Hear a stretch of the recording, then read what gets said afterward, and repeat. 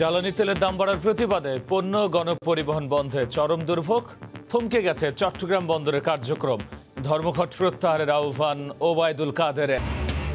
মুন্সিগঞ্জের মাওয়া আড়তে সরবরাহ বাড়ায়, কমছে ইলিশের দাম। বেচা কেনাও জমজমাট। প্রতি কেজি বিক্রি হচ্ছে 450 থেকে 1200 টাকায়। এবং শীতের আগ মুহূর্তে কক্সবাজার সমুদ্র সৈকতে বেড়েছে পর্যটক।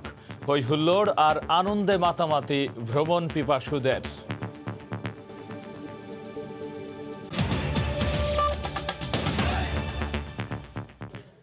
বাংলার সময়ের সঙ্গে আছে আমি গোলাম রাব্বি। জ্বালানি তেলের মূল্য বৃদ্ধির প্রতিবাদে সারা দেশে অনির্দিষ্টকালের জন্য বন্ধ রয়েছে সব ধরনের গণ ও পণ্য পরিবহন। আর এতে দুর্ভোগে পড়েছেন সাধারণ যাত্রী ও ব্যবসায়ীরা। রিপোর্টার এবং জেলা প্রতিনিধিদের তথ্য ও ছবি নিয়ে বিস্তারিত। শুক্রবার সকালে বরিশাল নগরী থেকে কোনো পণ্যবাহী ট্রাক চলাচল করতে দেখা যায়নি। বন্ধ রয়েছে গণপরিবহনও। এতে গন্তব্যের উদ্দেশ্যে রওনা দিতে বাস স্ট্যান্ডে এসে দুর্ভোগে যাত্রীরা। বিকল্প পথে যাত্রা করতে গুনতে হচ্ছে বাড়তি ভাড়া।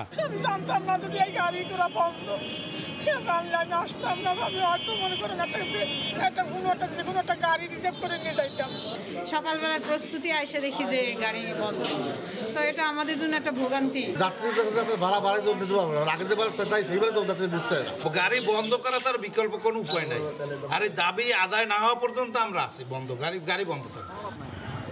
জ্বালানি তেলের দাম বৃদ্ধির প্রতিবাদে চট্টগ্রামেও চলছে সব ধরনের পরিবহন ধর্মঘট। কোনো প্রকার আলোচনা ছাড়াই হঠাৎ জ্বালানি তেলের মূল্য বৃদ্ধিতে পরিবহন চালানোর খরচ অনেক বেড়ে যাবে বলে জানান মালিক শ্রমিকরা। আমার চাকরির পোস্টিং নিয়েছি তো লক্ষ্মীপুরে, তো রামগঞ্জে যাওয়ার জন্য রওনা করছি, তো এখন এসে দেখে এই অবস্থা।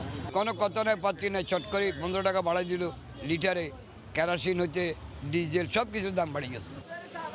খুলনাতেও একই চিত্র। বাস স্ট্যান্ডে যাত্রীর আনাগোনা থাকলেও ঘুরছে না বাসের চাকা। ভাড়া পুনর্নির্ধারণ না হলে সারা দেশে যানবাহন চলবে না বলে জানিয়েছেন পরিবহন শ্রমিকরা। যেহেতু পরীক্ষাটা দিতে পারতেন না, আমার মতো অনেকেই আছে, সবাই এই ভোগান্তির শিকার হচ্ছে। এখান থেকে পাওয়া যাইতে বাইকেরতে চাওয়া হচ্ছে প্রায় 1200 টাকার মতো। 45 গাড়ি, কিন্তু এখন কাউন্টারে এসে দেখি সব বন্ধ। বগুড়াতেও শুক্রবার সকাল থেকে কর্মবিরতি শুরু করে পরিবহন মালিক শ্রমিকরা। ভাড়া সমন্বয় না করে লিটার প্রতি ডিজেলের মূল্য 15 টাকা বৃদ্ধি করায় লোকসানের মুখে পড়বে বলে জানান তারা। তেলের দাম বাড়া মানে ভাড়া বাড়াই দিতে হবে। ভাড়ায় পোষাচ্ছে না তেলের দাম বাড়তে, এই জন্য আমরা গাড়িটা টিপে নিয়ে যেতে পারতেছি না। এছাড়া হঠাৎ করে জ্বালানি তেলের দাম বৃদ্ধির প্রতিবাদে ময়মনসিংহ, নাটোর ও জামালপুর সহ সারা দেশে গণপরিবহন বন্ধ রাখায় চরম বিপাকে পড়েছেন যাত্রীরা। মনিরুজ্জামান প্রান্ত, সময় সংবাদ। এদিকে বাস চলাচল বন্ধ থাকায় লঞ্চে মানুষের ভিড় বেড়েছে। এছাড়াও জ্বালানি তেলের মূল্য বৃদ্ধির প্রভাবে বাড়তে পারে লঞ্চের ভাড়া। আর সে খবর জানাতে বরিশাল লঞ্চ টার্মিনালে আছেন সহকর্মী শফিক মুন্সি। সরাসরি যাচ্ছে তার কাছে। শফিক। রাব্বি, বরিশাল নদীবন্দর থেকে ঢাকার উদ্দেশ্যে লঞ্চ, বিলাসবহুল যে লঞ্চগুলো যথারীতি সবসময় ছেড়ে যায়, আজ সেগুলো ছাড়বে কিনা সে ব্যাপারে মালিকদের পক্ষ থেকে কিন্তু ভিন্ন দুটি মতামত আমরা পেয়েছি। একটি পক্ষ তারা বলছে যে তারা আজকে লঞ্চ ছাড়বে বিগত দিনের মতোই। অন্যদিকে আরেকটি পক্ষ জোরভাবে বলছে যে লঞ্চে চালাতে যে খরচ হয়, একটা লঞ্চ সাধারণত বরিশাল থেকে ঢাকা যেতে তাদের 3 থেকে 3.5 লাখ টাকার ডিজেল খরচ হয়, এবং সেই ডিজেলের যে খরচটা সেটা সরকারি সর্বশেষ সিদ্ধান্ত মোতাবেক প্রতি লিটারে যেহেতু 15 টাকা করে বেড়েছে, তাদের উপর 1.5 থেকে 2 লাখ টাকা অতিরিক্ত বোঝা হয়ে দাঁড়িয়েছে। এই যে প্রায় 5 থেকে 6 লাখ টাকা শুধুমাত্র একবার ঢাকা যেতে একটি লঞ্চের যে জ্বালানি খরচ, সেটি যদি যাত্রীদের কাছ থেকে না উঠানো যায় তবে তারা ছাড়বে না। আর যাত্রীদের কাছে কিন্তু আমরা যতটুকু জেনেছি যে ভাড়া কিন্তু এখনও ঢাকাগামী যে লঞ্চগুলো সেগুলো বাড়ানো হয়নি, পূর্বের ভাড়াতেই রয়েছে। কিন্তু বরিশাল নদীবন্দর থেকে এখন পর্যন্ত যে ঢাকাগামী লঞ্চগুলো ছাড়বে কিনা এমন সিদ্ধান্তহীনতার জায়গাতেও আজ সকাল থেকে এই আন্তঃজেলায় যে লঞ্চগুলো, ছোট ছোট যে লঞ্চ বরিশাল নদীবন্দর থেকে ছেড়ে যায়, সেগুলো কিন্তু যথারীতি ছেড়ে গেছে।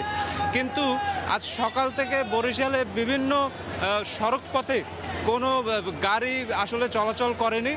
কর্মবিরতিতে তারা ছিল, এক ধরনের অঘোষিত কর্মবিরতিতে, যে কারণে আজ দুপুর 3টার পর থেকেই আমরা দেখেছি যে বরিশাল নদীবন্দরে এই বরিশালের প্রত্যন্ত অঞ্চল থেকে অনেক মানুষ ঢাকার উদ্দেশ্যে যাবার জন্য ভিড় করছে। আমরা কিন্তু দেখেছি অনেকে নববিবাহিত, অনেকে অসুস্থ যারা আছেন তারা সকলে অসহায় মানুষ, যাদের আসলে ঢাকা যাওয়া সত্যিই দরকার, তারা কিন্তু ভিড় করেছেন। এই মুহূর্তে যদি সর্বশেষ কখনো লঞ্চ ছাড়ার আগ মুহূর্তে, লঞ্চ সাধারণত 9টার দিকে ছাড়ে, সেই আগ মুহূর্তে যদি কোনো সিদ্ধান্ত এমন হয় যে লঞ্চ ছাড়বে না, তখন কিন্তু একটা বিক্ষুব্ধ জনতা এই বরিশাল নদীবন্দরে অবস্থান নেবে। তবে আমরা সকলেই আশা প্রকাশ করছি যাত্রীদের মতো যে লঞ্চ মালিকেরা আজকে অন্তত ঢাকার উদ্দেশ্যে লঞ্চ তাদের ছাড়বেন। মোটামুটি বরিশাল নদীবন্দর থেকে এই ছিল আমার কাছে সর্বশেষ তথ্য। ফিরে যাচ্ছি স্টুডিওতে। রাব্বি।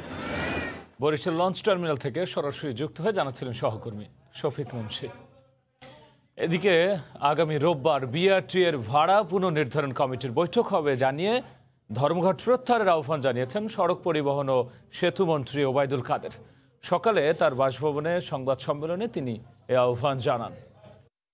আগামী রোববার বিআরটি এর ভাড়া পুনর্নির্ধারণ কমিটির বৈঠক অনুষ্ঠিত হবে।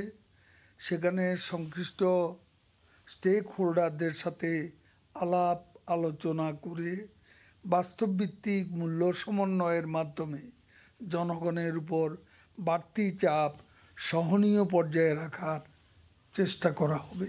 পরীক্ষার্থী ও জনগণের দুর্ভোগের বিষয়টি বিবেচনায় নিয়ে তাদেরকে ধর্মঘট প্রত্যাহারের জন্য আমি আহ্বান জানাচ্ছি। এদিকে পরিবহন ধর্মঘটে থমকে গেছে চট্টগ্রাম বন্দরের কন্টেইনার ও পণ্য পরিবহন। আর এতে কন্টেইনার জটের পাশাপাশি একদিনেই কমপক্ষে 30 কোটি টাকার ক্ষতির আশঙ্কা ব্যবসায়ীদের। ফেরদৌস লিপি রিপোর্ট। স্বাভাবিক সময় সাপ্তাহিক বন্ধের দিন শুক্রবারও 24 ঘন্টা সচল থাকে চট্টগ্রাম বন্দর, যেখানে প্রতি ঘন্টায় জেটি থেকে খালাস হওয়া পণ্য পরিবহন করে 200 থেকে 250 ট্রাক কাভার্ড ভ্যান। সেখানে ধর্মঘটের কারণে চিত্র ছিল সম্পূর্ণ ভিন্ন। সকাল থেকে কোনো পণ্যবাহী ট্রাক বের হয়নি, ঢুকেওনি বন্দর গেট দিয়ে।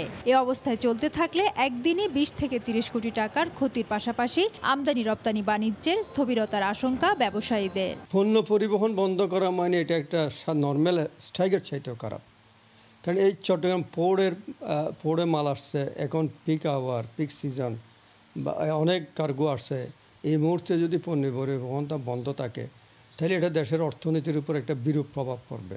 ট্রাক কাভার্ড ভ্যান মালিকদের দাবি, নতুন জ্বালানি তেলের মূল্যে পণ্য পরিবহন ব্যয় গাড়ি প্রতি 2,500 থেকে 3,000 টাকা বেড়ে যাবে।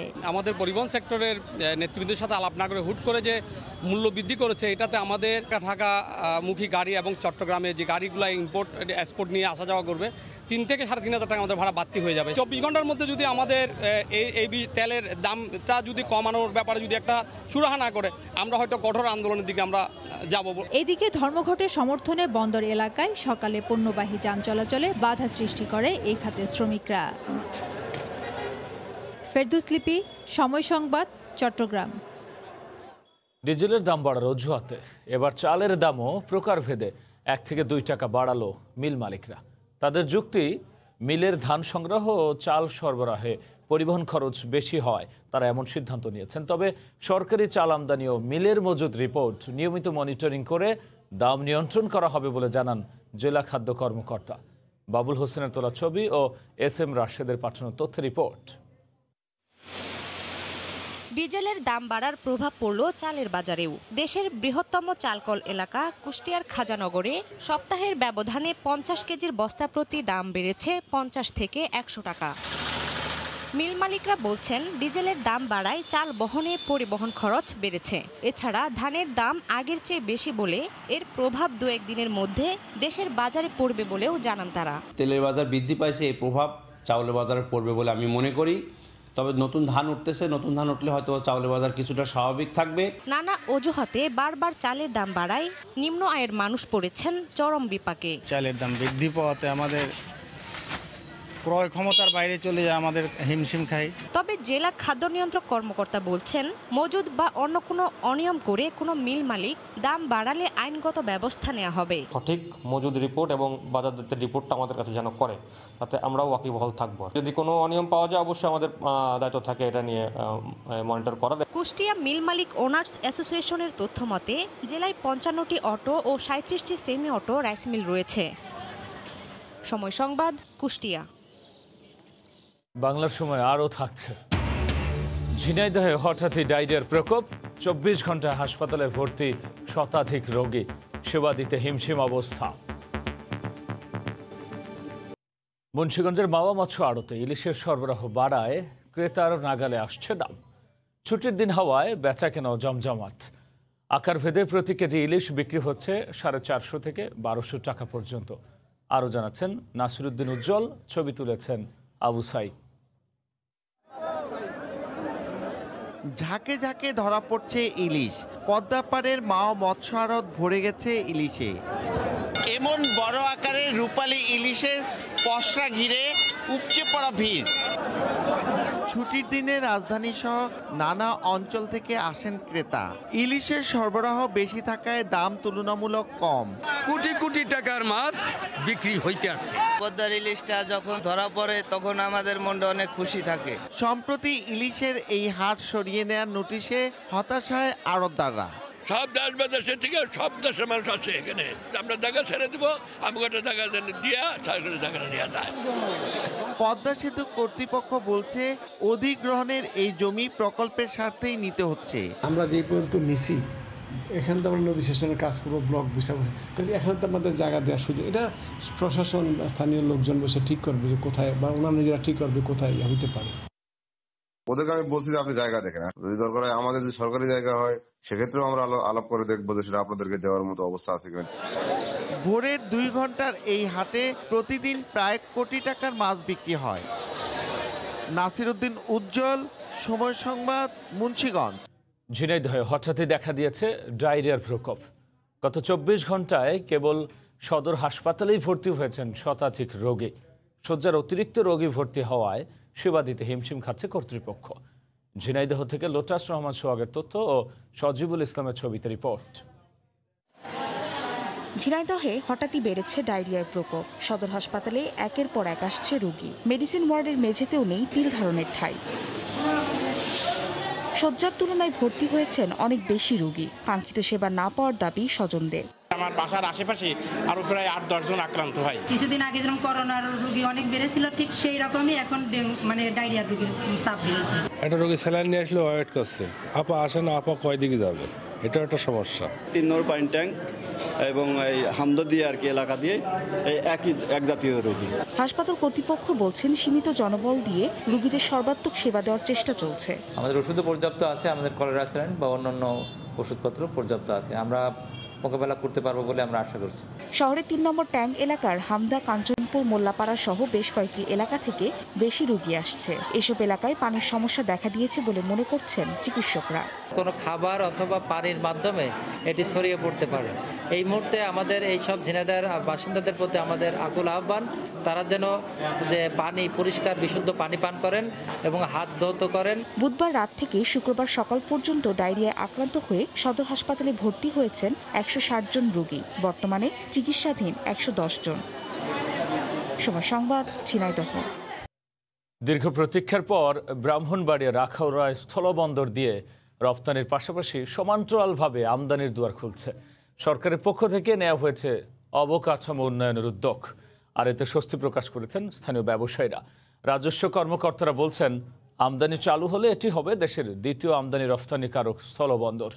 উজ্জ্বল চক্রবর্তীর তথ্য, জুয়েল রহমানের ছবি নিয়ে রিপোর্ট। ব্যবসা বাণিজ্যের ক্ষেত্রে উত্তর পূর্ব ভারতের 7টি অঙ্গরাজ্যের প্রবেশদ্বার বলা হয় ব্রাহ্মণবাড়িয়ার আখাউড়া স্থলবন্দরকে। একসময় মাছ, শুটকি, চিটাগুড়, রড, সিমেন্ট সহ অন্তত 42টি পণ্য রপ্তানি হতো। এখন ক্যাটাগরি ও পরিমাণ দুই দিক থেকেই রপ্তানি কমেছে। তবে অন্যান্য বন্দরের চেয়ে খরচ কম হওয়ায় গত আগস্ট মাস থেকে চাল, গম, পেঁয়াজ, আদা সহ নিত্য পণ্যের আমদানি বেড়েছে। ব্যবসায়ীরা বলছেন, আমদানির দুয়ার খুলে দেয়া হলে নবজাগরণের সৃষ্টি হবে এই স্থলবন্দরে। যে আমাদের অবকাঠামো উন্নয়ন এবং যোগাযোগ ব্যবস্থার জন্য আমরা আমদানির দিক দিয়েও বাংলাদেশের প্রথম না হয় দ্বিতীয় এবং তৃতীয় স্থানে থাকতে পারবো বলে আমরা আশাবাদ ব্যক্ত করছি। নিষিদ্ধ পণ্য ব্যতীত রেখে সমস্ত পণ্যের যদি আমাদেরকে অনুমতি দেওয়া হয় তাহলে আমাদের বন্দরটা আরও প্রাণচঞ্চলতা ফিরে আসবে এবং ব্যবসায়ীরা আরও লাভবান হবে। আমদানি বেড়ে যাওয়ায় সরকারের রাজস্ব আয় বেড়েছে বলে দাবি করেন বন্দর কর্তৃপক্ষ। বন্দরের যে মাসুল তা পূর্বের তুলনায় 3 থেকে 4 গুণ বৃদ্ধি পেয়েছে। যদি এইভাবে আমদানি হতে থাকে তাহলে আমাদের বন্দরের আয় আরও বৃদ্ধি পাবে। রেল যোগাযোগের কারণে ভারতের বিভিন্ন রাজ্যের সঙ্গে ত্রিপুরার ব্যবসা বাণিজ্য বাড়ায় এ স্থলবন্দর দিয়েও আমদানি রপ্তানি বাড়বে। রেল যোগাযোগের কারণে অন্য রাজ্য থেকে কিন্তু ত্রিপুরাতে মালামাল আসবে এবং সেই মালগুলো আমাদের আখাউড়া হয়ে বাংলাদেশে ঢুকবে। অবকাঠামো উন্নয়নের কাজ হাতে নেয় বেনাপোলের মতো এই স্থলবন্দরটিকেও উন্নীত করা যাবে বলে আশাবাদী বন্দরের রাজস্ব কর্মকর্তা। এডিবির ফাইন্যান্সে একটা ডিপিপি অলরেডি তৈরি হয়েছে কাস্টমসের কিছু ফ্যাসিলিটি তৈরি করার জন্য। ব্যাগেজের জন্য আমরা স্ক্যানার প্রোভাইড করার জন্য টেন্ডার প্রক্রিয়া চলছে এই মুহূর্তে। 2010 সালে আখাউড়া স্থলবন্দরকে পূর্ণাঙ্গ স্থলবন্দর হিসেবে ঘোষণা করা হয়। আর গত আগস্ট থেকে অক্টোবর মাস পর্যন্ত 3 মাসে 7 কোটি টাকার রাজস্ব আদায় হয়েছে। সময় সংবাদ, ব্রাহ্মণবাড়িয়া। বাংলার সময় আরও থাকছে। নরসিংদীতে নিয়মের তোয়াক্কা না করে ভরাট হচ্ছে জলাশয়, গড়ে উঠছে বহুতল ভবন, নষ্ট হচ্ছে পরিবেশের ভারসাম্য, বলছেন পরিবেশবাদীরা। অবশেষে শুরু হলো মানিকগঞ্জের পাটুরিয়ার 5 নম্বর ঘাটে উল্টে যাওয়া ফেরি আমানত শাহ উদ্ধার অভিযান। 680 টন ওজনের ফেরি ভাসনের মধ্য দিয়ে উদ্ধার করা হবে বলে জানিয়েছে কোম্পানির ব্যবস্থাপনা পরিচালক। এদিকে 10 দিন পেরিয়ে গেল, এখনও 5 নম্বর ঘাট সচল না করায় এলাকা জুড়ে তীব্র যানজট দেখা দিয়েছে। আর এতে যাত্রী ও চালকদের ভোগান্তি চরমে। মানিকগঞ্জ থেকে মোহাম্মদ ইউসুফ আলীর তথ্য, রমজান আলীর ছবি নিয়ে বিস্তারিত। পাটুরিয়ার 5 নম্বর ঘাটে 10 দিন ধরে অর্ধেক পানিতে তলিয়ে আছে আমানত শাহ ফেরি। অবশেষে ফেরিটি উদ্ধারে শুরু হলো মূল অভিযান। শুক্রবার সকালে উদ্ধার কাজ শুরু করে 250 টন ওজনের উদ্ধারকারী জাহাজ। ক্রেন দিয়ে ধাপে ধাপে তোলা হবে ফেরিটি। জাহাজটা বাসার জন্য আমরা চেষ্টা করে যাব সবাই মিলে। এটাই আমাদের লক্ষ্য থাকবে, আমাদের জাহাজটা তোলার অনুমতি। লেসিং করার কাজ শুরু করেছি এবং পিছনে আমরা লোড নেওয়ার জন্য ওইটাকে স্টেবল করার জন্য আমরা পানি ভরতেছি যাতে জাহাজটা স্টেবল থাকে। এই কাজ চলতে থাকবে, আস্তে আস্তে অন্য বাসগুলিও আসবে এবং সবগুলি একত্রে আমরা ওটা উত্তোলন করার চেষ্টা করব। এদিকে 120 টন ওজনের হামজা ও রুস্তম রাখায় বন্ধ রয়েছে 5 নম্বর ঘাট। কুয়াশার কারণে বৃহস্পতিবার রাতে ফেরি কম চলায় শুক্রবার ঘাট এলাকায় তীব্র যানজট, ভোগান্তিতে যাত্রী ও চালকরা। এখন বলতে এখানে স্টিল বসে আছে, গাড়িতে ফেরিতে উঠতে পারি না। 5-7 ঘন্টা যাবত বসে আছি, তো খুবই অসহ্য হয়ে যাচ্ছি। ফেরি একটা ডুবে গেছে, আর সেকেন্ড ফেরি সংকটের কারণে এই ঘটনাগুলো ঘটছে। অনেক ভোগান্তি হইতেছে, অনেক কষ্টকর। গত 27 অক্টোবর 19টি যানবাহন নিয়ে উল্টে যায় ফেরি আমানত শাহ। জাহাজ হামজা ও রুস্তম অক্ষম হলে 29 অক্টোবর 2 কোটি টাকা চুক্তিতে উদ্ধার কাজ দেওয়া হয় জেনুইন এন্টারপ্রাইজকে। সময় সংবাদ, মানিকগঞ্জ। নরসিংদীতে একের পর এক ভরাট হচ্ছে পুকুর ও ডোবা। নিয়ম নীতির তোয়াক্কা না করেই পুকুর ভরাট করে গড়ে তোলা হচ্ছে বহুতল ভবন, কারখানা ও মার্কেট। আর তাই সংশ্লিষ্টরা বলছেন এতে নষ্ট হচ্ছে পরিবেশের ভারসাম্য। একই সাথে অগ্নিকাণ্ডের সময় নেভানোর জন্য মিলবে না পানির উৎস। আশিকুর রহমান পিয়ালের তথ্য, ছবি নিয়ে বিস্তারিত। মুক্তিযুদ্ধে স্মৃতিবিজড়িত ঐতিহ্যবাহী তারাপুকুরের অর্ধেক ভরাট হয়ে গেছে। সেখানে গড়ে উঠেছে শিল্প কারখানা। শহরের ধোপাবাড়ির পুকুরটি অবশিষ্ট থাকলেও রক্ষণাবেক্ষণ না থাকায় দূষিত হয়ে গেছে এর পানি। এইভাবে হারিয়ে যাচ্ছে নরসিংদীর পুকুর ও ডোবা। শিল্প শহর মাধবদী ও তার আশপাশে পুকুর, ডোবা ও জলাশয়ের সংখ্যা ছিল অর্ধশতাধিক। বর্তমানে তা নেমে এসেছে 8টিতে। জমির দাম বাড়ায় পুকুর ভরাট করে নির্মাণ করা হচ্ছে বহুতল ভবন, শিল্প কারখানা, মার্কেট, দোকান সহ বিভিন্ন স্থাপনা। এলাকাবাসী গোসল করে, রোঙা পরিবেশ, গোসলও করতে পারে না। অনেক বিত্তশালী তাদের বাড়ির পাশের পুকুরগুলো ভরাট করে ফেলছে। অনেক প্রতিষ্ঠান তাদের পুকুর ভরাট করে এখানে ব্যবসা প্রতিষ্ঠান করছে, মার্কেট করছে। জমিনের দাম বাইরে গিয়া এইগুলা মিল ফ্যাক্টরি হয়েছে, কিছু বাড়ি হয়েছে। অগ্নি নিরূপণের জন্য পর্যাপ্ত পানির কোনো ব্যবস্থা নাই। নিয়ম নীতি তোয়াক্কা না করে এভাবে পুকুর জলাশয় ভরাট করে স্থাপনা গড়ায় আগুন লাগলে পানির উৎস মিলবে না। ভবিষ্যতে পরিবেশের উপরও এর প্রভাব পড়বে। আমাদের ম্যাক্সিমাম সময় এই পানির স্বল্পতার কারণে বা পানি না থাকার কারণে অনেক সময় কষ্ট করতে বা আগুন নির্বাপন করতে বিলম্ব হওয়া। শুধু পুকুর না, বিভিন্ন ধরনের জলাশয় যেভাবে আমরা ভরাট করে চলছি, এটার আগামী অদূর ভবিষ্যতে এটার ইম্প্যাক্ট খুব একটা বাজেভাবে আমাদের উপরে পড়বে, পরিবেশের উপরে। তবে পরিবেশ অধিদপ্তর বলছে অভিযোগ পেলে আইনি পদক্ষেপ নেবেন তারা। মনিটরিং এন্ড এনফোর্সমেন্ট উইং আছে, তারা এটার বিরুদ্ধে ক্ষতিপূরণ করতে পারে বা অন্যান্য নির্দেশনা দিতে পারে। জেলা পরিসংখ্যান ব্যুরোর তথ্য অনুযায়ী 5 বছর আগেও নরসিংদী 6টি উপজেলায় পুকুর ও ডোবার সংখ্যা ছিল প্রায় 13,000। বর্তমানে তা নেমে এসেছে 10,000-এ। সময় সংবাদ, নরসিংদী। চাঁদপুরের মেঘনা নদীতে যাত্রীবাহী লঞ্চের ধাক্কায় নৌকা থেকে পড়ে এক নারী নিখোঁজ হয়েছেন। দুপুরে শরীয়তপুর থেকে ইঞ্জিন চালিত নৌকায় করে স্বামীর সঙ্গে চাঁদপুরে যাচ্ছিলেন গৃহবধূ নাসিমা বেগম। এ সময় মেঘনা নদীর বড় স্টেশন বাজার এলাকায় পৌঁছালে এমভি লামিয়া নামে একটি লঞ্চ তাদের নৌকাটিকে ধাক্কা দেয়। এতে নৌকা থেকে ছিটকে পড়েন তিনি। খবর পেয়ে তাকে উদ্ধারের অভিযানে নামে কোস্টগার্ড। নিখোঁজ নাসিমা বেগমের বাড়ি শরীয়তপুরের উত্তর তারাবুনিয়া এলাকায়।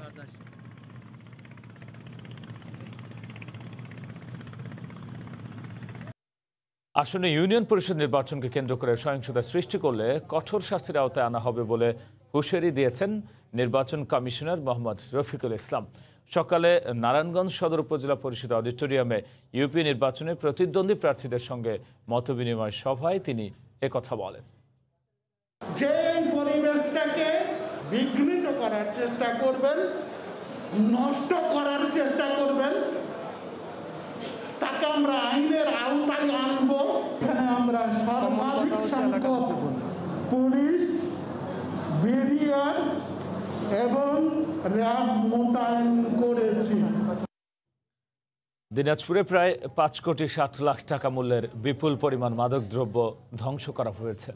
সকালে ফুলবাড়ী উপজেলার বিজিবি ব্যাটালিয়ন চত্বরে এসব মাদকদ্রব্য গুড়িয়ে ফেলা হয়।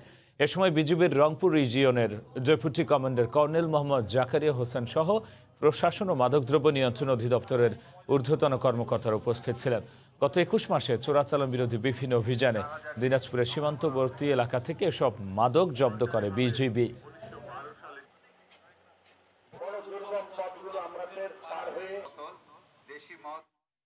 ব্রাহ্মণবাড়িয়ায় কাজী মাহমুদ শাহ দরগা পুকুরে যত্রতত্র ময়লা ফেলার কারণে মারা যাচ্ছে মাছ, আর এতে ক্ষতিগ্রস্ত হচ্ছেন ইজারাদাররা। গত 2 বছর আগে শহরের কাজীপাড়ার ওই পুকুর ইজারা নিয়ে মাছ চাষ করে আসছিলেন 8 নম্বর ওয়ার্ডের সাবেক কাউন্সিলর শাহ মোহাম্মদ শরীফ ভান্ডারী। সম্প্রতি পুকুরটিতে বাড়িঘরের বর্জ্য ফেলায় পানি দূষিত হয়ে উঠছে। এছাড়াও পুকুরে জমে থাকা কচুরি পানাও অপসারণ না করে নষ্ট হচ্ছে পানি, এতে মরে ভেসে উঠছে মাছ। লোকসান গুনতে হচ্ছে ইজারাদারকে। পুকুরটি রক্ষা করা সহ দূষণকারীদের বিরুদ্ধে প্রয়োজনীয় ব্যবস্থা নেওয়ার জন্য পৌর কর্তৃপক্ষের কাছে দাবি জানান তিনি।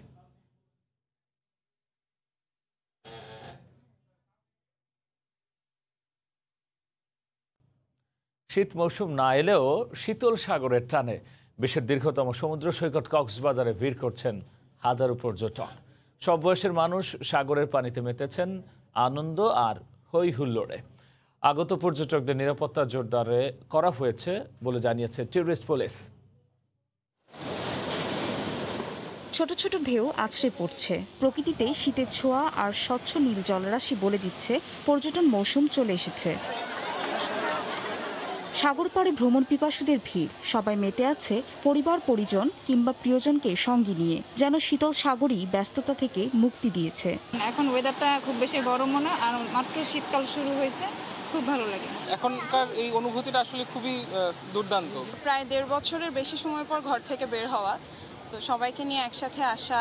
দীর্ঘদিন করোনার বন্ধে সবাই বোর হয়ে গেছে, কারণ একটু ঘোরাঘুরি করার জন্য, রিল্যাক্স হওয়ার জন্য বের হয়েছে। শীত মৌসুমে সমুদ্র স্নান অনেকটাই নিরাপদ বলেই জানালেন লাইফগার্ড কর্মীরা। সাগরে ধরতে গেলে একদম শীতলই আছে এবং পর্যটকরা নির্দ্বিধায় গোসল করতে পারবে, এবং আমরা যতটুকু সম্ভব আমরা চেষ্টা করতেছি পর্যটকদের নিরাপত্তা দেওয়ার জন্য। আর টুরিস্ট পুলিশ জানিয়েছে সাপ্তাহিক ছুটির দিনে পর্যটকদের নিরাপত্তায় বাড়তি ব্যবস্থা নেওয়া হয়েছে। পুলিশের পক্ষ থেকে নিরাপত্তামূলক ব্যবস্থা যথেষ্ট আছে, কোনো সমস্যা নেই। কক্সবাজারে পর্যটকদের থাকার জন্য রয়েছে 4.5 শতাধিক হোটেল, রিসোর্ট, গেস্ট হাউস ও কটেজ, যেখানে প্রতিদিন রাত্রি যাপন করতে পারে 1.5 লক্ষাধিক পর্যটক। সময় সংবাদ, কক্সবাজার। ভারতের মিজোরাম সীমান্ত ঘেঁষা রাঙামাটির জুরাছড়ির দুমদুমিয়া ইউনিয়ন। পায়ে হেঁটে যাওয়া ছাড়া আর কোনো পথ নেই।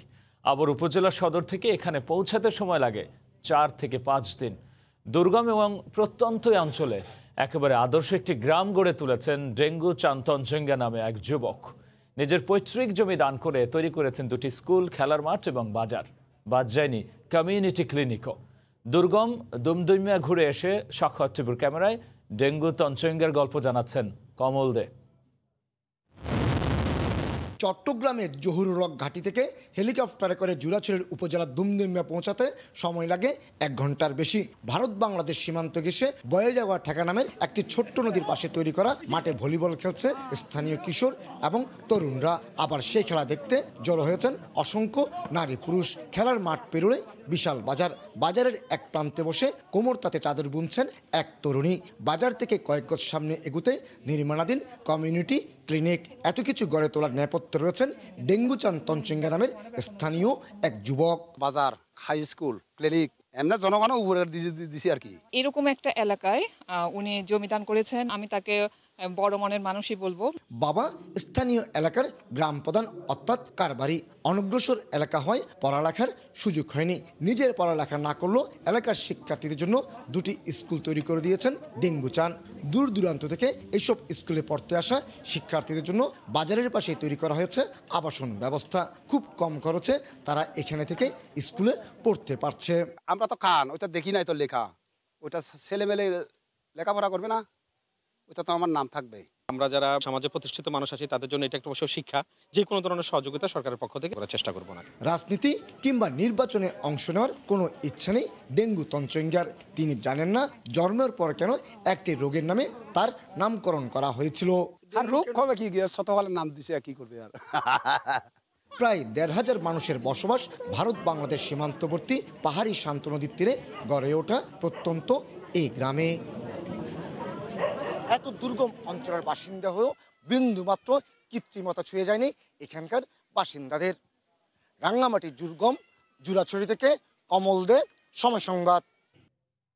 বাংলা সময়ের শীর্ষ সংবাদ জানিয়ে দিচ্ছে আরও একবার। জ্বালানি তেলের দাম বাড়ার প্রতিবাদে পণ্য ও গণপরিবহন বন্ধে চরম দুর্ভোগ। থমকে গেছে চট্টগ্রাম বন্দরের কার্যক্রম। ধর্মঘট প্রত্যাহারের আহ্বান ওবায়দুল কাদেরের। এই ছিল বাংলার সময়। সঙ্গেই থাকুন সময়।